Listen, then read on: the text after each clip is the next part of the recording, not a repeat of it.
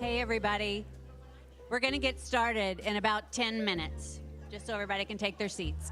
Thanks.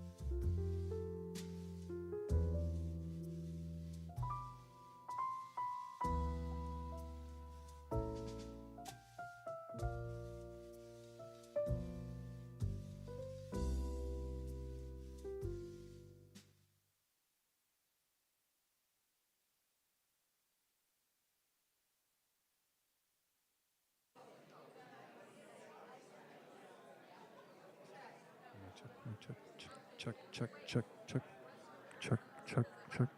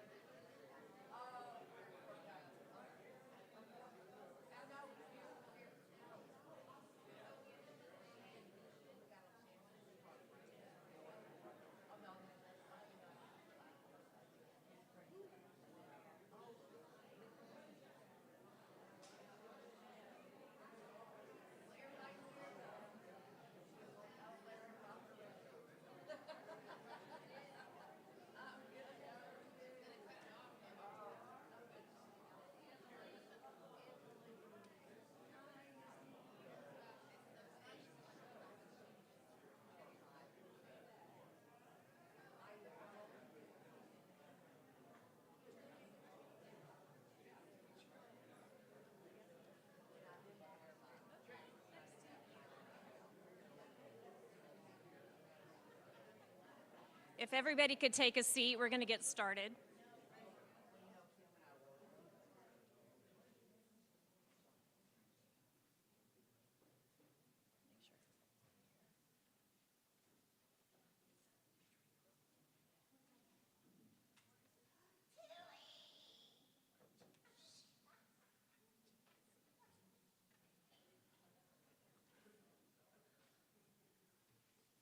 Good afternoon.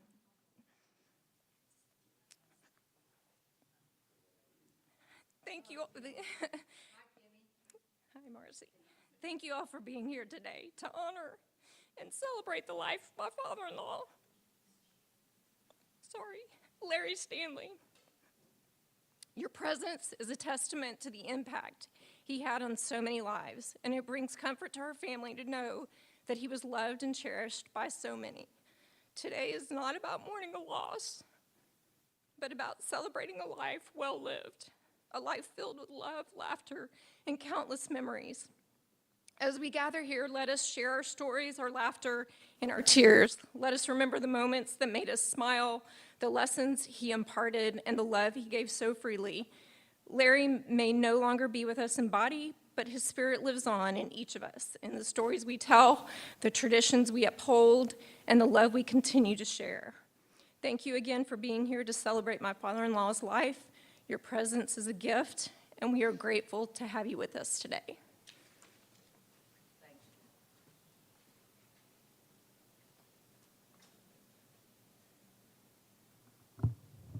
Hi, I'm Karen Spiller for Larry's obituary to start the service today.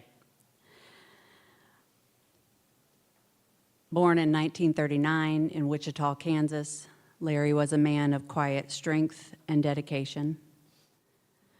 He's lovingly remembered by his sons, Eric Stanley and his wife Ina, Greg Stanley, Chris Stanley and wife Kim.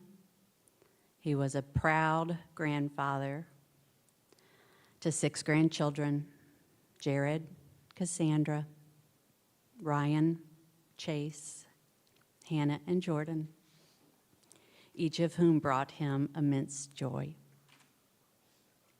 He was also blessed to welcome 2 great-grandchildren into the world, Chloe and Grace.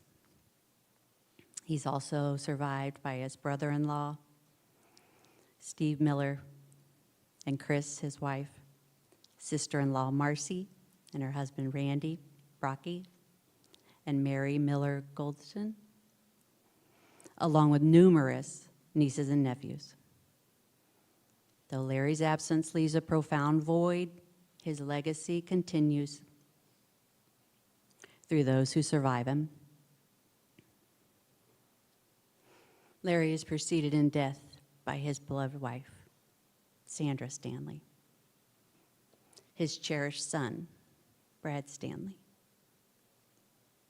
his brother-in-law, Mark Miller, his parents, John and Velma Stanley, and his brothers, Glenn, John, and Ed Stanley. Larry's life was defined by his steady presence, kind heart, and the care he gave to those around him. He spent over 25 years at the College of the Mainland, where he chaired the Division of Arts and Humanities and taught music and voice at the college. He spent his last 16 years here as president. He retired in August of 2000, and he will be deeply missed by all who knew him. I can't even remember if I introduced myself. I'm Karen Spiller, and I don't remember a time in my life that I didn't know Larry Stanley. I was a ripe old age of 2 when, I believe it was, that my family moved into a new house on College Avenue, just about 350 feet from where we are right now. We moved there because my dad, Bill Spiller, had just gotten a job at the College of the Mainland. At the same time, Larry had also gotten a new job here at College of the Mainland, and he was moving his family to a new house on College Avenue. Their house was right across the street, 3 doors down from ours. Our families have known each other since then, and we have made so many memories together. And one of those memories for me was earlier this year, when it was time for Sandra's memorial service. After she had passed away, my dad asked me to check in with Chris and Greg to see if it would be okay with him going to the rehabilitation facility to be with Larry during the service, because Larry's health prevented him from being there at the church. And they said, of course, it would be more than okay for him to be there with Larry during that hard time. And then just a few short months later, I have another memory. This time it was Chris asking me to check with Dad to see if it would be okay for Dad to give the eulogy at Larry's memorial service after he had passed away.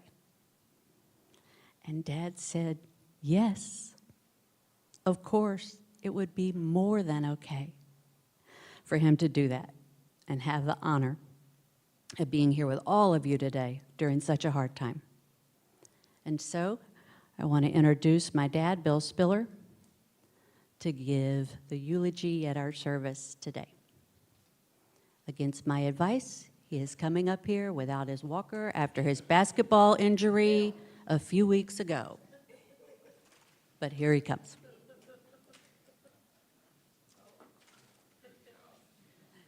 It was a basketball injury for real.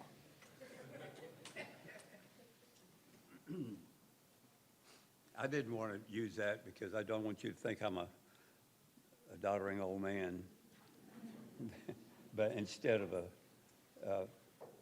a young athlete, my son Tom and his son Trey were visiting a month ago, and there's a pretty good age difference in Trey and me, like 67 years. And Trey challenged me to a basketball game, a one-on-one basketball competition at the park. I live in Bow Vista, and there's a basketball goal there that is open to the public. And so we went over there, and the first thing I did was show him what nothing but net meant. And some of you know what that means. And at one time, I thought I was a pretty good free throw shooter. So he said, okay, shoot 3 free throws first, and 2 out of 3 were nothing but net. Now, they didn't go over the goal, over the rim, and through the basket, and through the net. They went to the net and stopped there. But anyway, we began the competition, and it wasn't long before I was on the floor with some pretty serious injuries, and Trey won. Anyway, I have never been very good at sticking to the subject or my remarks that I want to say, even though I've got them numbered here, and I'm going to do this. And I was assisted with with my words by a group that we started calling for a while we called ourselves the intelligentsia. Then we got to, after a couple of weeks, we became the not so intelligentsia, when I want to read out those names of that group because some of them are here today. Jim Finley, Jim Higgins, Sparky Kerner, John Ray, Bob Shin, Larry Smith, Bill Spiller, Larry Stanley, James Templer, and Bob Young. And 2 auxiliary members, Carmen Shin and Sandra Stanley. The reason they were members is because their regular members, whose names I call, were either too tight to have a cell phone or too unskilled at technical kind of things and never could know how to use this telephone. So I won't even, you can find out for yourself who those were. And I'm going to attempt to stay with what I've written. I was chosen to deliver this eulogy by Larry's kids. We had asked Chris to attend one of the meetings of the intelligentsia, which he did, and we talked about how we needed to talk about Larry and how we needed to close out his life.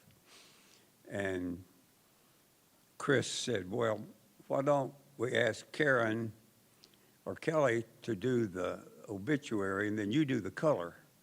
So I'm going to try to add enough to know the color that we had with Larry.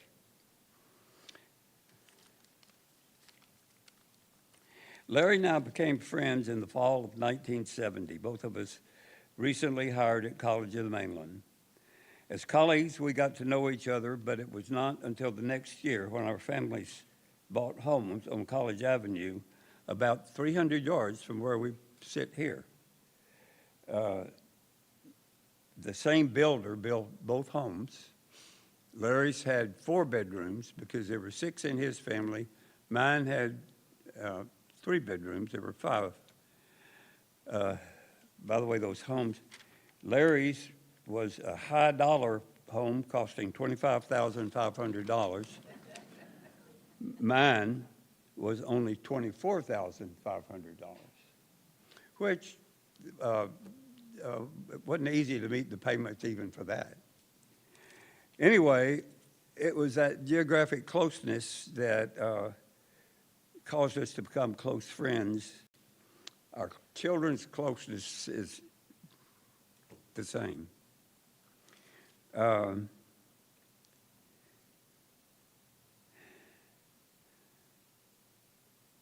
especially the friendship of Greg and Chris and Tom, picking on Karen and Kelly.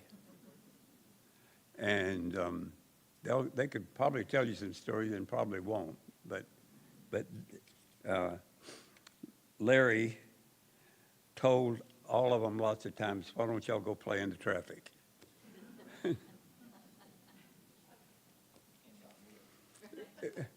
He was serious.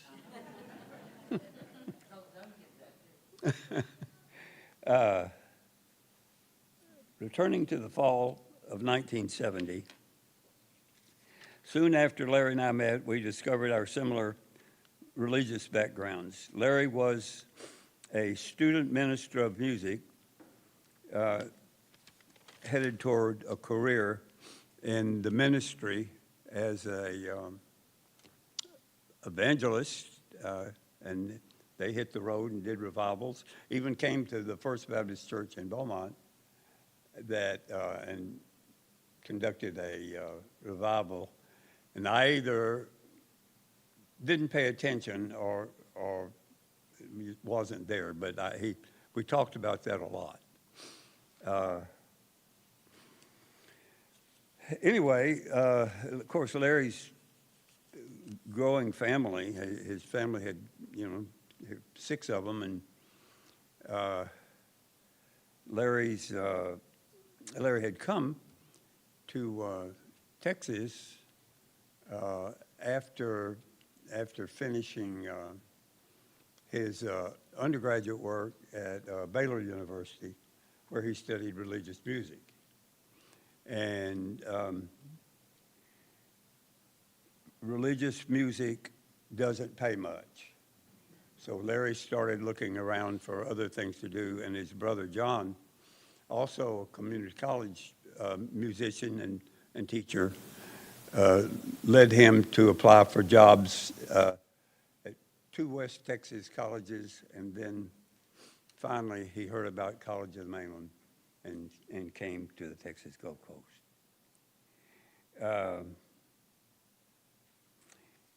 Larry was hired by Dr. Herb Stallworth, who was the first president at College of the Mainland. And Herb was also a music aficionado. He loved music. He loved to pick up a guitar and play and pretend he could sing. And we all went along with that. He was president. And Herb even told Larry that he was a member of the College of the Mainland Jazz Combo.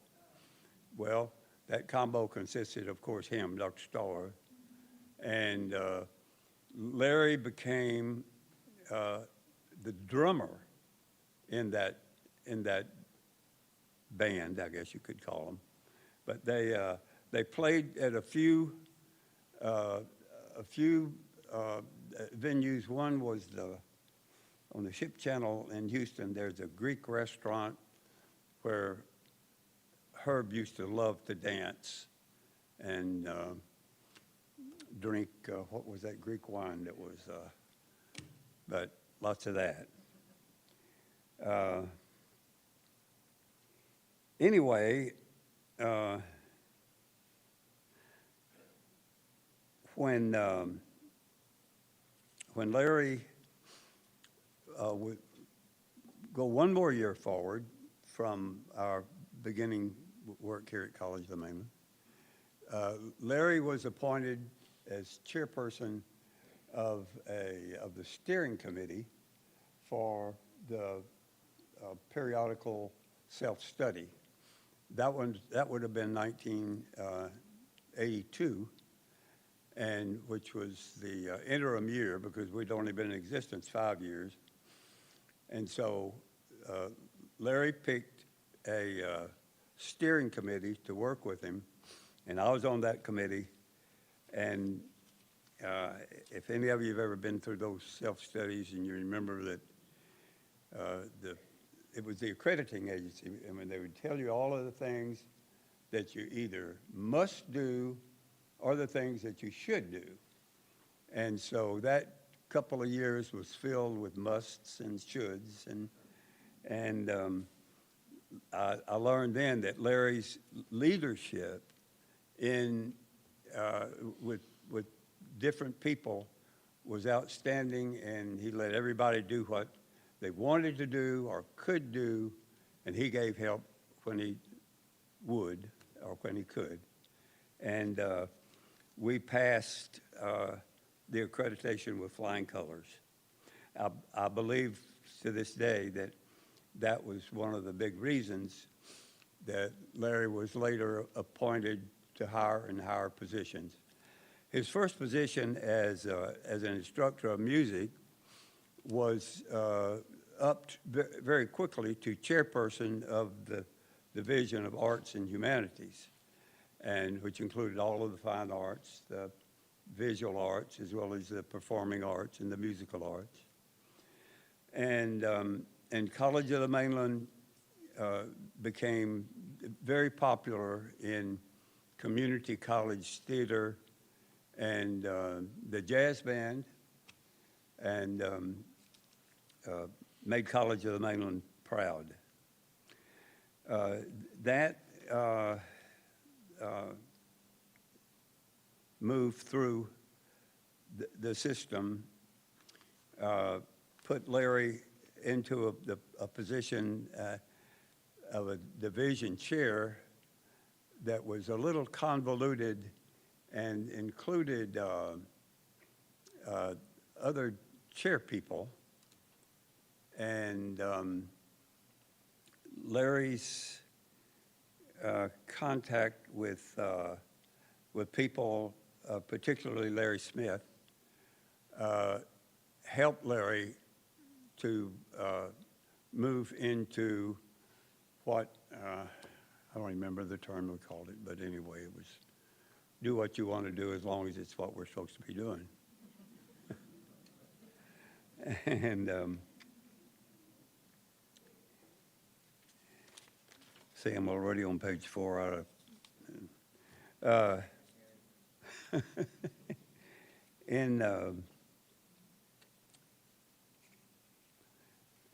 I don't know if I mentioned Dr. Fred Taylor. Dr. Taylor was the second president after Dr. Stallworth had resigned, and it was under Dr. Taylor that Larry was chairperson of that steering committee.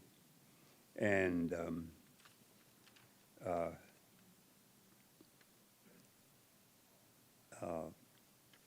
he led Larry on to that position of leadership, and the college underwent some problems with among divisions that enabled walking in late, that he doesn't want people to see him as Roland Smith. Roland and Ruth were employees of College of the Mainland at its beginning and were close friends of Larry and Sandra. It's really good to see them. Anyway, after Larry was appointed president, he began to look at alternative ways to manage ourselves. And he got into a roundtable group up the road that practiced self-management or no management, and started a teams kind of leadership, which according to who you ask, was moderately successful. Fortunately, it didn't hurt Larry. The board, Larry was outstanding with the Board of Trustees, and didn't always agree with them, nor they with him, but he always usually came out on top. He served 17 years and retired in 2000, but he didn't retire from life. He became a gentleman businessman when he opened a quick car oil changing business in Galveston with his sons, and really got in with it. Joined the Chamber of Commerce, which he didn't like really, but Larry didn't like people telling him what to do, and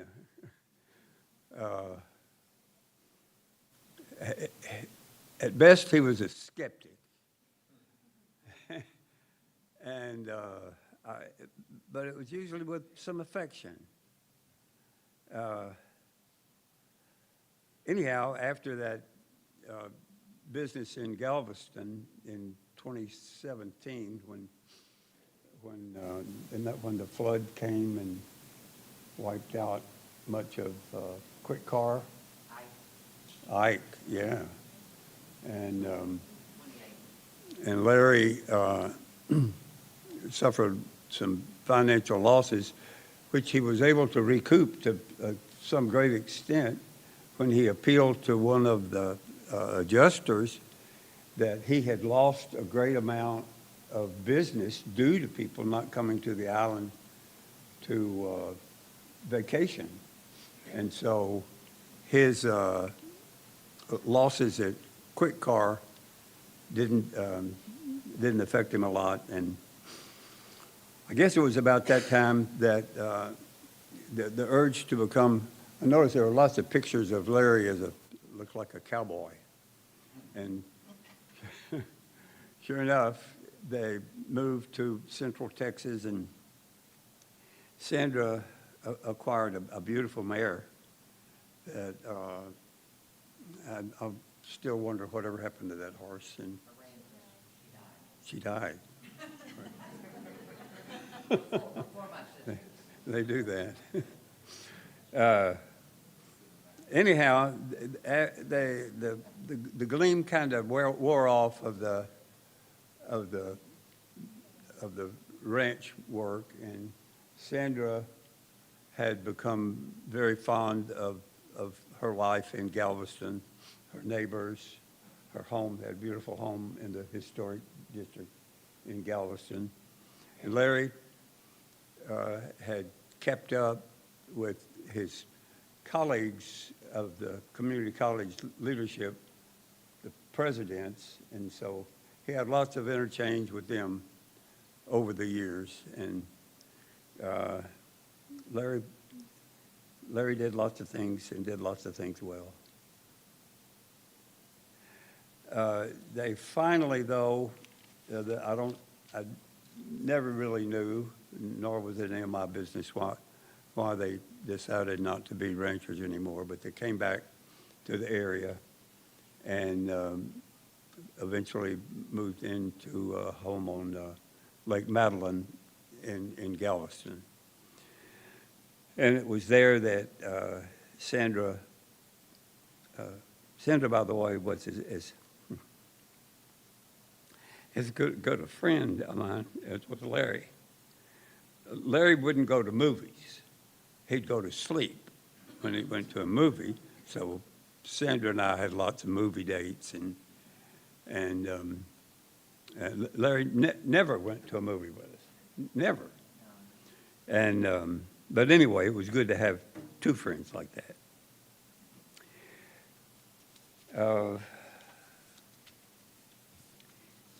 Larry, Sandra, what was it, 3, 4, 5 months ago, 6 months ago, was diagnosed with breast cancer and received some treatment for that, but decided that a medical chemical kind of recovery was not going to work for her. So with the blessing of her son, Eric, and her oldest son, Eric, and his wife, Ina, who were both very spiritual people, somehow collaborated with Sandra in convincing her that going and living with them in Ohio would be better for her if she was ever to recover. Sandra was a deeply religious person. I remember Larry, by the way, sang Amazing Grace at the funerals of both my mom and dad. And so he still had some of that in him. And Sandra and I frequently talked about Larry.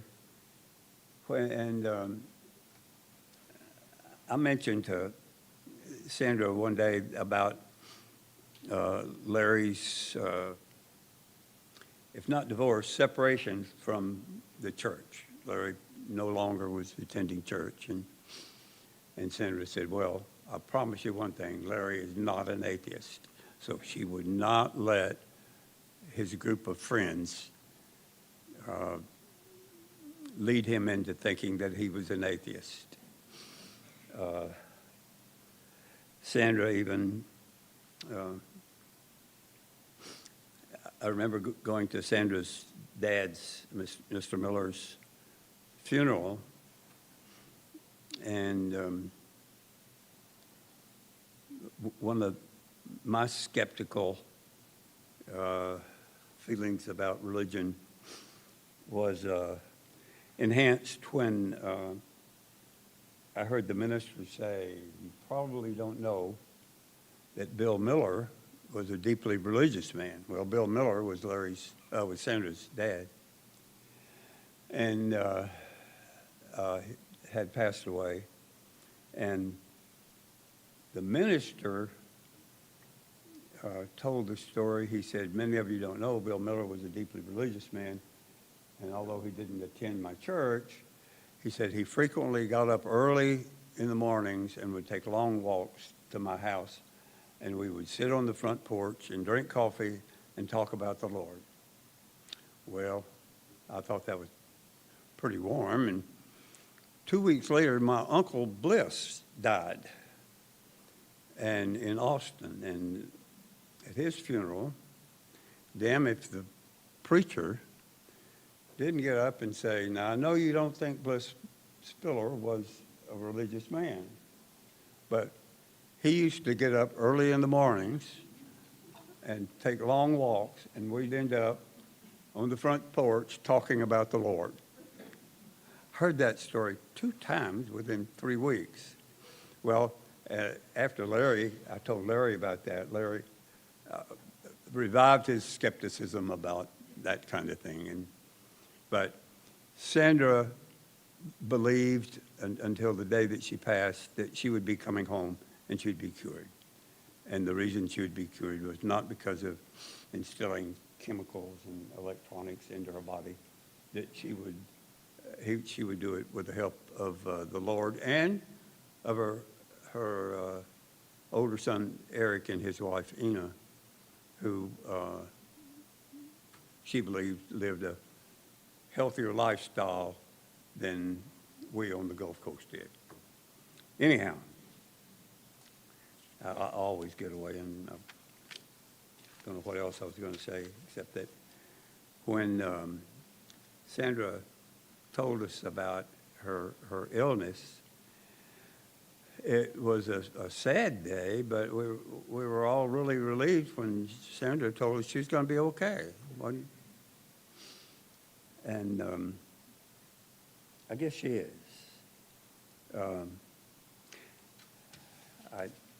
I don't have anything else to say about Larry and Sandra except they were so close and such good friends. And this group that I mentioned their names, that we called Intelligentsia, well, Larry was a participant as long as he could hear. He had hearing aids that he sometimes used. And anyway, Karen, that's all I'm going to do.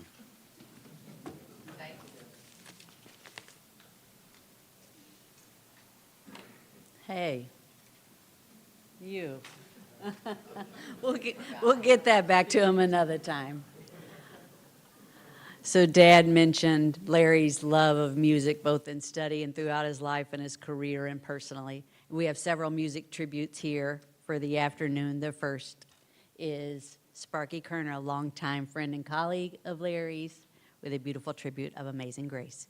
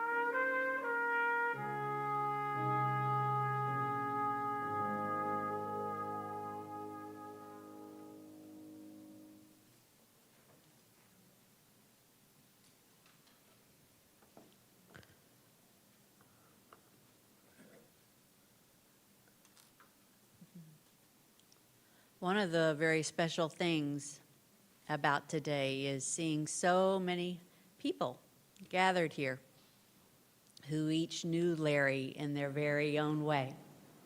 Some of us knew him as family, some of us as work colleagues and friends, and so many other ways. And what a beautiful thing it is to have so many people here who hold different pieces of him all together at the same time and show us who he was. So this is the time that we would like to invite you to share a story or a memory that shows the kind of person that Larry was and what he brought to your world. By sharing those pieces, the stories, the memories, we not only honor Larry's life, but we also offer comfort to his family and to one another. We're going to help to get you a microphone. If you want to talk from where you're sitting, or of course you're welcome to come up to the podium, but the microphones will help us so that those joining online can hear the stories. So whether it's big or small, your words will help us all to feel a little bit closer to Larry here today.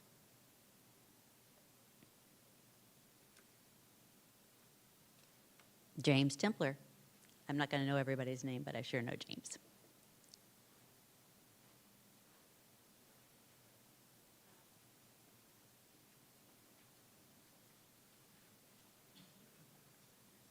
Good afternoon, and thank you all for coming. My name is James Templer, and I had to admit to the FBI a couple of days ago that I am a member of the intelligentsia. But in 1976, Larry Stanley hired me for my first real job and to teach at a college level. He was chairman of the fine arts, may have been fine arts and humanities, I don't remember. But of course he lowballed me, but I was so anxious to get the job, I didn't care. So, but anyway, I quickly learned, and I was like a one-man art department. I quickly learned that if Larry believed in you, then he would share your vision. And so with his help, we grew the art department and became about a 4-person art department, I think. But that's pretty, at that time, pretty good for a college this size. And so I always admired his style of leadership, which was calm, relaxed, laid back, and very supportive. Now, he would tell your bullshit and he would call it out, but he believed in your vision. And then in the fall of 1999, he hired me to be vice president of instruction. And again, he lowballed me, but that's okay because I wanted that job too.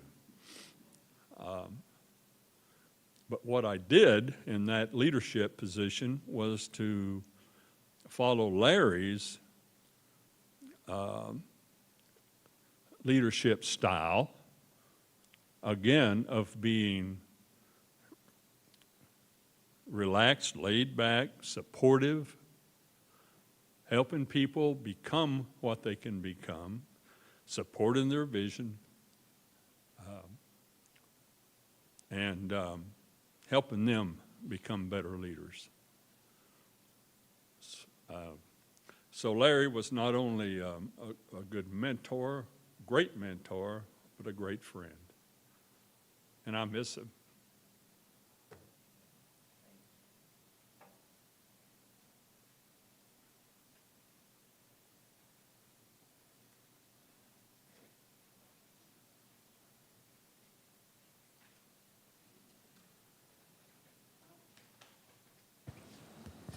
It's just only fitting that yet another spiller will talk. My name is Kelly Waters, Kelly Spiller Waters. I am obviously Bill's and Happy's daughter and Karen's sister. And just like them, have all kinds of memories and that sort of thing of Larry. And just to pass on some of what my strongest memories of Larry are, definitely top of the top is the smell of his pipe and that tobacco. Cherry, exactly. I even looked it up yesterday. What kind of tobacco comes in a red and white package, blah, blah, blah. Yeah. And I remember being young and thinking, wow, that smells so good. And then getting older and thinking, he should not be smoking that much, right? But with that, also have the memory of Larry throwing me off the diving board when they moved into their new home over on Perth Hughes, despite me wanting to do that. Tossed me right over, right? But I also remember his smile. He laughed at that and so many other things. I, myself, now work here at College of the Mainland, following in all their examples. I work in our president's office as the director of our quality enhancement plan, which for those of you who have the opportunity of not working in higher education. It sounds downright boring, and it is. But it also just so happens to be the same sort of position with accreditation that Dad mentioned that Larry worked on. And I mention that because of, with me working here about 10 years, there's been such incredible growth. You see all the construction and everything going on, and it's just so impressive, so exciting to see so many more students, more programs, and everything else that's growing. But as I say those same words, and looking through everything that Tilly Henson put together out there, please take the time to look through that, because it just shows Larry's impact here on the college and the growth that he also brought together. Really amazing when you really look through it. And knowing that all of you other folks are here, James and Bob and Dad and so on, really shows the impact that the college has on the community. I got to go see Larry a few days actually before he passed there in the hospital, and got to sit down and tell him how much I loved him and how much his family meant to me and to my family. I got to tell him that I officially have forgiven him for throwing me off the diving board and all of that. But I also, my favorite thing to tell him was that there are students out there who he touched. And when a student comes to you and says to you, as so many here, an impact that you've had on your lives, there's nothing better. And I wanted to make sure that he remembered that there are students, people out there whose lives he touched and changed and all of that, whether he's heard it recently or not. There's people out there, and same thing for the other educators that are here. You're not here, you don't work here, despite my shopping habits, to make a whole lot of money, right? But you're here to help students, and it's a wonderful, wonderful feeling. And adding the crazy job I have now, I'm like Mikey here at the college. Who's going to do this? Oh, let's get Kelly. Kelly will do it. Kelly will lead anything. And then that's where I end up. But with that, I am in and out of our boardroom a lot. And in our boardroom are pictures of all of the presidents. This picture right here of Larry. And so you can see his little smile there. And I'm not kidding when I say this. When I walk in, and I swear I can't tell if he's smiling at me genuinely, if he's smiling at me with a kind of, you sucker, how did you fall into this? And sometimes I smile back at him. Sometimes I kind of wink at him. But a whole lot of times, I just know that he is, like I said, looking at me, and I hope that with the work that I do here at the college, that I'm making him proud. And I do truly mean that. That's it from the Spillers, unless, Mom, you got anything? No? No, not yet? Okay, for now. Okay, we'll see.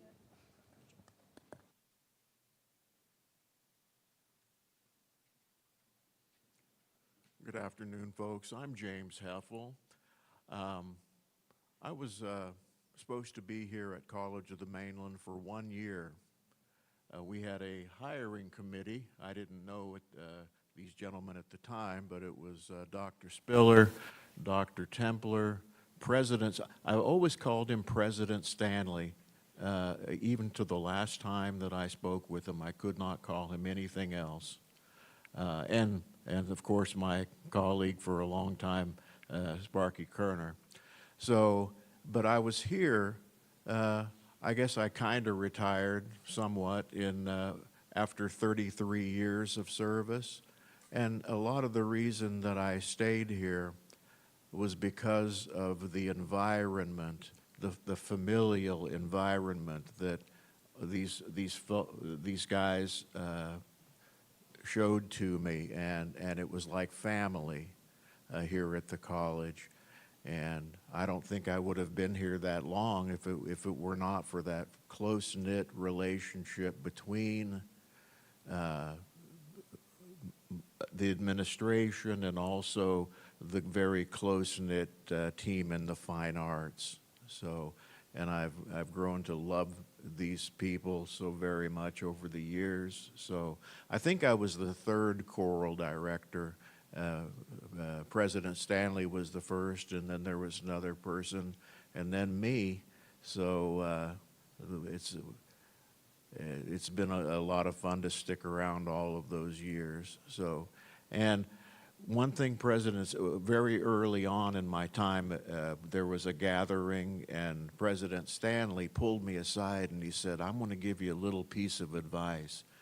He said, "Never go into administration." And I've heeded that advice, and yeah, so, and I appreciate it very much, and he was a fantastic gentleman. Thank you.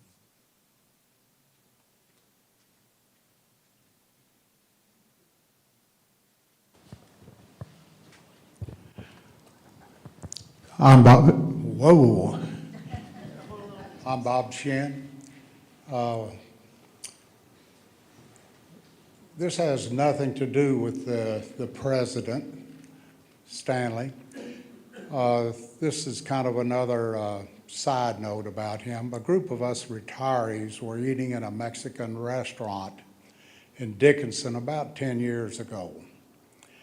And Bill Spiller and I were talking about baseball. Spring training was just underway. This was like on a Thursday. The Saturday morning, Bill, myself, and Larry Stanley were in a car headed to Florida. We did not get arrested, by the way. We had a great trip together, let our hair down, enjoyed seeing Carlos Correa make it. Some of you, I notice, are doing this. He was trying out for major leagues at that time, and he made it, by the way. Anyway, just a quick note that Larry was a fun guy to be with. He really could relax and be one of the boys, so to speak. And we had a great trip, some fond memories. That was just a side note.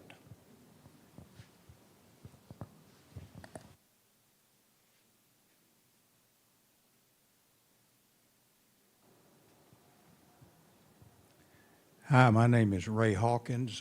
Excuse me for staying seated, but Larry and I were colleague community college presidents for 17 years together, but our friendship stretched over a period of 40 years. And we were attending a community college meeting in Arlington in the summer of 1984, and he'd just been on the job, I guess, Bob, about a year. And he didn't know many people in the association, in the group. But when we finished the reception that evening, his good friend, John Pickleman from Galveston College, and I came down into the lobby and found Larry sitting alone. And we said, "Won't you come go with us and listen to some music in Fort Worth?" And he said, "Well, that sounds like a good idea." I said, "What do you all have in mind?" I said, "How about country and western?" And he said, "No, that won't get it. Do you know any jazz places?" Well, I had lived in Fort Worth for about 5 years earlier, and I did know of an excellent jazz place out on the west side off of Camp Bowie. And we went out there, and of course, as you all know, he thoroughly loved jazz music, and he introduced me to so many genres of jazz and explained to me why the records didn't sound the way, when the performer performed them, didn't sound the way we had heard them. And he said, "Raymond, that's jazz. It's improvisational." Well, Larry was a great friend. And if you were lucky enough to be his friend, then he was a friend forever. And we enjoyed some great times. We let our hair down a little bit too, Bob, from time to time. We enjoyed many fishing trips together. Later, when he lived on the his ranch up in Central Texas. We had an annual fish fry, which many of these people survived. And, but he was a great friend, and as already has been said, he not only loved his friends, but he loved his family. And that means all of you. And I know you had problems from time to time with him because he could be bossy. He didn't want to be bossed, but he could be bossy. But just one other quick story. He not only loved his family and loved his friends, but he loved freedom as expressed in his life. He wanted to be free, and he wanted others to be free, and he managed people's freedom so they could achieve their own goals. And the second year we knew one another, in 1985, we were in a community college president's meeting in Austin during a legislative session, and our leadership of the association had worked through a list of bills that had an impact on higher education generally, or community colleges specifically. And then they asked the group to vote on whether or not we should support those pieces of legislation. And they ticked off several that were just absolutely offensive to Larry because they purported to curb faculty rights or student rights or whoever's rights. And so we took a vote, and less enlightened members of our association prevailed. And we were backbenchers at the time, he and I. And he leaned over to me after that and said, Raymond, don't these people believe in the Constitution? And that wasn't just an aside, because he did, you sons know this, he believed strongly in the Bill of Rights. And he insisted that people respect that. And so if he were alive today, we'd have a weekly conversation after we retired, but he would be standing up for what was right. And that's to be greatly admired in that man. I'll miss him. Thank you.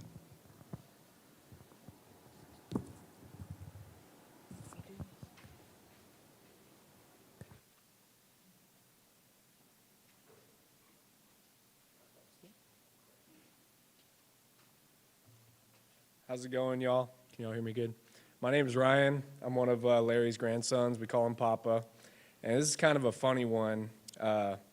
Every year at Christmas for about the last 4 or 5 years, I would get into it with Papa.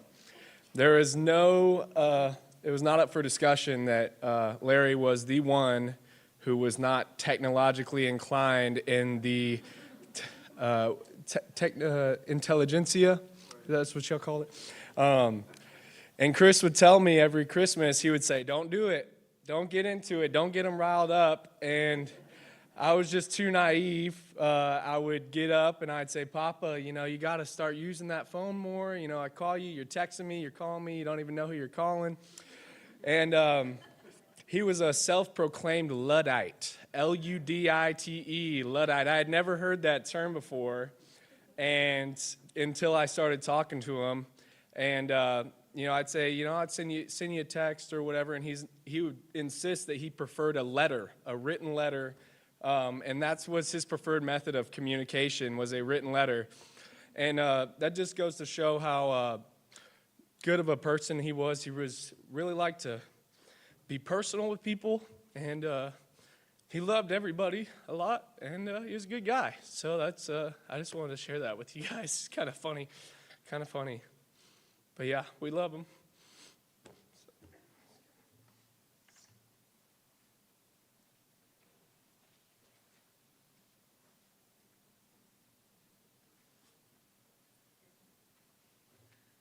Good afternoon, everybody. My name is George Hatch. I got to start by saying I don't want to be sad. Look at this guy.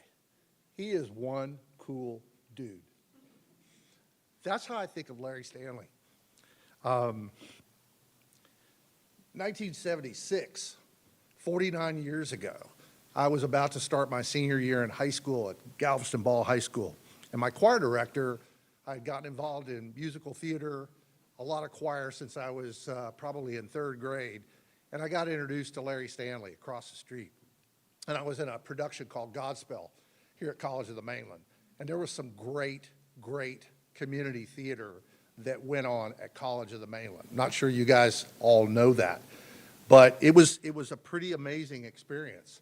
And I went on to do a couple of different shows and had the pleasure of working with Larry. When I graduated in 1977, I got a scholarship. And Larry, who was the head of the Fine Arts Department, gave me a musical and theater scholarship at College of the Mainland. And that's where my educational journey started, right here on this campus across the street. And over the next year, I had the opportunity to study and go to college and learn a little bit more about myself, still living at home. I had taken an EMT class, and I decided that I wanted to be a paramedic. And so I went to paramedic school, and much to probably Larry's chagrin, I decided, hey, I'm going to relinquish that second year of the scholarship that I had. And I went to paramedic school, and I worked as a paramedic in Galveston for about 10 years. To kind of show you a little bit of a parallel between myself and Larry Stanley as a teacher, I went from being a paramedic to going and spending 25 years at Houston Community College, and I went back to school, and I got a bachelor's degree, I got a master's degree, and I got an educational doctorate. And I ran a department where we had a very large paramedic program. We taught all of the people from the Houston Fire Department, and every time I would think about that, I would oftentimes stop here at College of the Mainland when Larry was president. And it didn't matter what time of the day it was. I stopped in, I'd check in with his secretary, and he would stop what he was doing, and it was just like we picked up today. I could sit down and talk to him about what was going on. And that means a lot. He was like a second dad to me. He was a mentor. He was a friend. And I went to school. A lot of that education that I got because Larry set a great example. And I couldn't help but laugh when I heard Bill talking about this, and Jim Templer and others and yourself talk about the accreditation process. For the last 19 years, I am running a national nonprofit group that accredits every paramedic education program in the United States, including here at College of the Mainland. In my work, on my off time, my extra job, I would often give national board exams to paramedics and EMTs that were going to practice. And when I'd come to College of the Mainland at the public safety building across the street, there was a lot of time between when kids were testing and I'm processing their results. I'd walk around, it's a very small building, and I couldn't help but look, and I find that picture and I'm gonna send it to you guys. There's a plaque on the wall of when that building was opened, and Larry Stanley's name was prominently displayed on that plaque across the street. And so it always gave me a lot of joy to come to this campus and give an exam because I always thought that much about him, and I smiled all the time. As I said, he was a mentor, he was a friend, he has had a lasting impact on so many people, but I would just tell you, for me personally, he's left a lasting impact. And I spent many evenings when I was doing community theater and going to school here, and even many years after, on College Avenue. And I remember when you guys were just little, and it was such a cool place to be. A lot of artists, a lot of musicians, a lot of really cool people that were dialed in, and Larry and Sandra both were just a constant. It was like mom and dad, and you felt comfortable, and you felt warm, and you felt welcome every time you were there. In my role, in my job, I've been around a lot of really good stuff and a lot of bad stuff, being in emergency medicine. And so the science in me tells me that, you know, when somebody's gone, they're gone. But I would just tell you from the spiritual side of me that I think Larry's soul and Sandra's soul live on through all of you, but through all of this great work. And so I am so blessed to have known your dad. and your mom. So thank you. Thank you.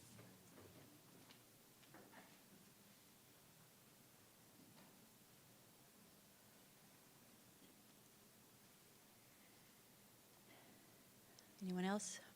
Okay, and we have one final story about Larry, but this time it is not through words, but through music.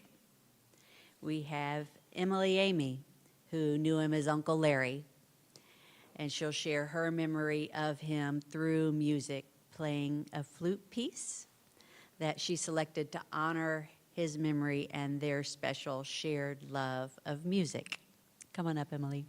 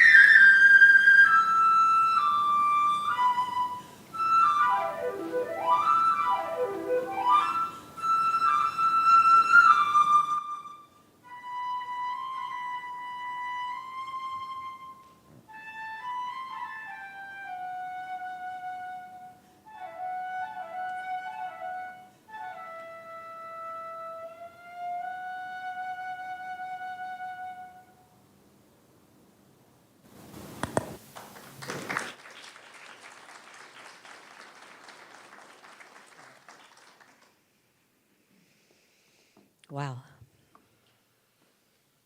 Okay, as we're coming to the close of the memorial service, I wanted to just mention the cardinals that are on the tables today.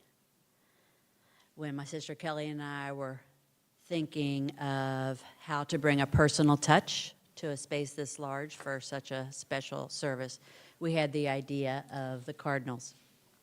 And for many, the cardinals carry a very deep and comforting meaning, a symbol of love that endures across even the boundaries of life and death. And at first, I loved the idea of offering something comforting for everyone, but a part of me felt hesitant. I was asking myself, is this too hokey? Is it too cliche? Would it be okay to have the cardinals on the table at a service like this? And then I thought to myself, of course, it would be more than okay to have the cardinals here. Because for memorial services, at least for me, it stirs up not just memories of the person who we're here to honor, it also brings up feelings of deep sadness and loss and grief. For others who we've lost along the way. So the cardinals are here not only to honor Larry's memory, but to offer a moment of comfort for anyone who might find themselves remembering other cherished people who they've lost in their lives. Because the only bad thing about having a really big love for someone is the really big loss that we feel when they're gone.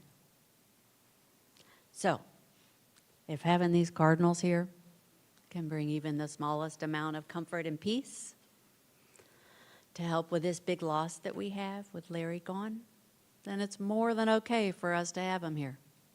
And likewise, if sharing laughs and swapping stories, maybe even having a cold drink on a hot day brings us a little bit of comfort, then it's more than okay. It's exactly what we should be doing. In times like these, being together is more than okay. It is healing. So the family warmly invites everybody to hang around after the service, enjoy each other's company, hanging out in this room or in the lobby to remember stories about Larry, more smiles, and maybe even a cold drink too. So with that, I think there's just one more thing to say. Sparky, one last fun song to take us away. Lift the spirits. Lift the spirits. Here we go.